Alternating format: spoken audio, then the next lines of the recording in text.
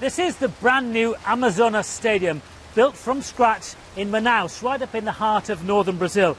It's one of 12 stadiums being used for next year's World Cup, but is one of the most controversial.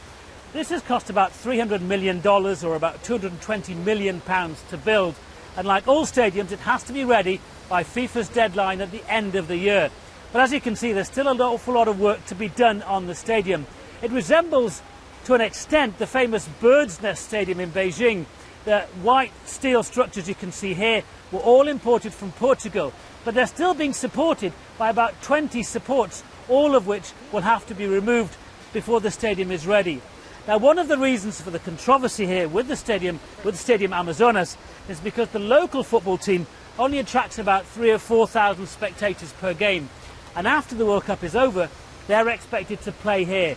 So many questions have been raised, particularly here in the north, about the wisdom of spending so much money on a stadium that will hardly ever be full.